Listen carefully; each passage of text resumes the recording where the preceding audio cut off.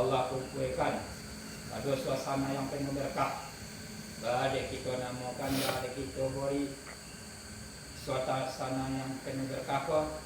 Sebab nanti dikatakan dengan majlis itu sangatlah berkah. Majlis ilmu, majlis zikir itu merupakan taman-tamannya surga Allah. Sehingga dikatakan selangkah kaki kita dari rumah cakap berniat untuk majlis ilmu, artinya kita melangkahkan kaki ke surga. Jadi hendaklah kita istiqomah, hendaknya disikap istiqomah dulu pada majlis, diwiridkan. Dan alhamdulillah di surau kita lai kita wiridkan sekali seminggu. Kita sediakan. Walaupun kadang-kadang kita ramai, kadang-kadang kita sepetek. Itu tergantung iman kita. Kadang-kadang iman lah ada keadaan yang akan memungkinkan. Ada nandek sakit kita, ada nandek permasalahan lain. Itu bermohon kita kepada Allah Ta'ala. Dalam sakit itu sehat Allah Ta'ala. Di dalam ditimpa masalah, selesai masalah itu hendaknya. Jangan khawatir kita. Sebab Allah Ta'ala itu basaroto dengan orang-orang yang beriman. Dan hendaknya iman kita kok kita tingkatkan hendaknya. Iman kok kita percaya akan Allah. Yakin kita yang bahwasanya indah ada Tuhan nan patut disembah hanya Allah. Tanamkan itu dalam hati. Kalau tidak penuh dengan keyakinan, tidak akan muahnya dah. Tidak akan terjadi dah. Kalau seandainya hati kita kok ragu-ragu, tahiyun tak kehendak, tidak akan dilakukannya. Sehingga orang yang telah melaksanakan solat telah mantap imannya. Telah berimannya tu. Tanda-tanda orang yang beriman itu adalah solat. Solatnya nyolah menjalankan imannya namanya tu. Tapi apa kok hanya sampai di situ saja kita menjalankan iman kita. Pokoknya dikatakan cakap, ini ditingkatkan. So Allah memberi peringatan ke orang yang beriman bagai. Tidak ke orang kafir saja Allah beri peringatan dah. Orang peringatan orang yang beriman kok diberi pula oleh Allah Ta'ala. Peringatan dalam surah Al-Hadid ayat 6 kau nan boleh. Apa kata Allah Subhanahu wa taala? Bismillahirrahmanirrahim. Alam ya'inil lillazina amanu an tahsa'a qulubuhum li zikrillahi wa ma nazala minal haqq. Allah. Peringatan untuk siapa itu? Itu adalah peringatan untuk orang yang beriman. Artinya apa maksudnya? Apakah hai orang yang beriman, apakah belum tiba waktunya bagi orang-orang yang beriman agar hati mereka khusyuk mengingat Allah dan apa yang turun kebenaran Al-Quran? Dunia. Olun yo kok tiba de orang yang beriman lah. Khusyuk hatinya mengingat Allah. Hatinya khusyuk mengingat Allah apa bah? Selalu basaroto lah je Allah Subhanahu wa taala kamano saja kita koi, di mana saja kita berada. Ia basaroto lah je Allah taala. Olun yo tibo je kalian lain ya Allah. Hai orang yang beriman, untuk aku khusyuk mengingat Allah. Di mana tempatnya kita mengingat Allah? Di mana letaknya kita mengingat Allah, mengona Allah? Lah sama-sama kita tahu, sama-sama kita pelajari. Guru kita mengajarkan kepada kita tempatnya mengingat Allah tu, iaitu apa?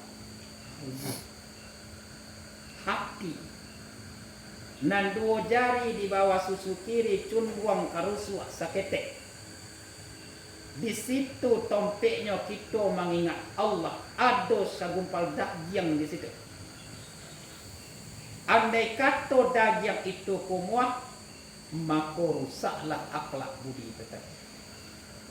Andai kata daging itu lebar rahasia, maka rancaklah akhlak budi dan pekertian.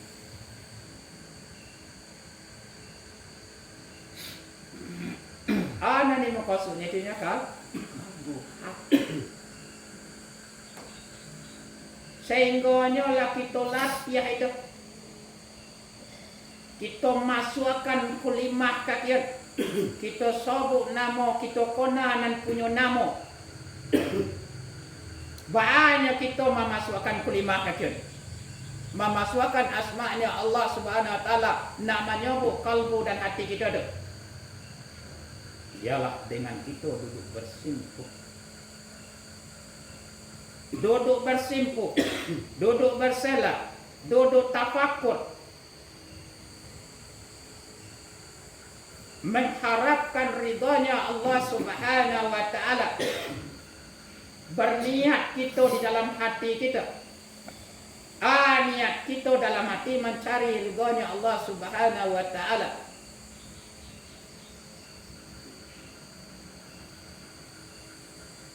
Ditalkinkan kita, diajari kita, talkin itu diajari. Diajari cara memasukkan kulima pakal wudu.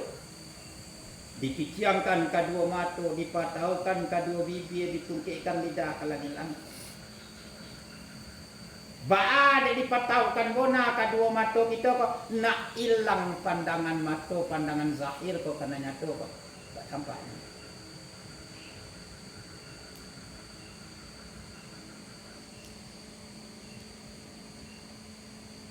Ada dipataukan bona kedua bibir kita kok nak habis hawa nafsu nak jangan masuk aja ni. Ada ditungkikkan lidah ke langit-langit nak tak kunci segala-galanya. Angan-angan je pemona kita kok. Cubalah tungkik lidah ke langit. Cubalah dalam keadaan banyak bermasalah kita tungkik ni jauh lidah ke langit-langit.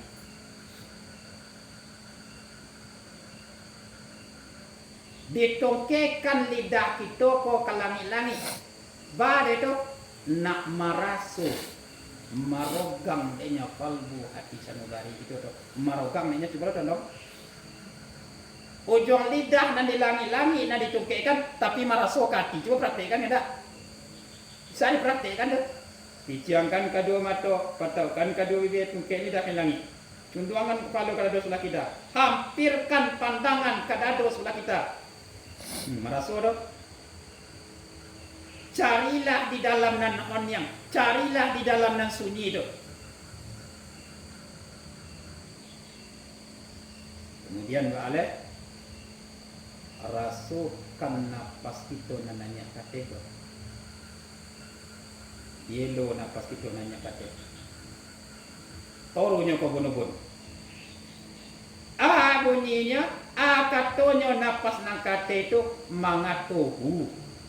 Iyo. Untuk iyo, mengok iyo.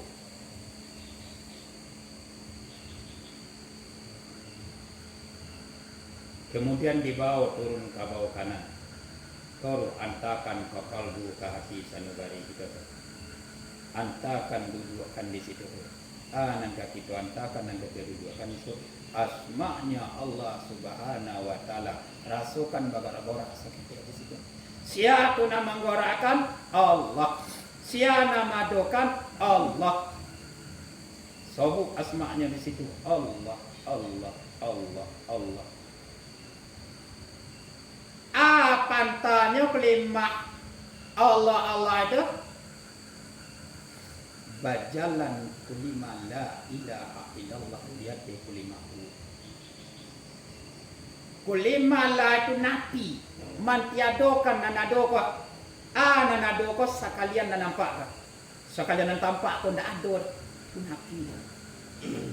Kemudian kita akan mengisbatkan akan kita isbatkan zat Allah sama tomato Allah nanadonya. Indah ada nanado hanya Allah nanadonya.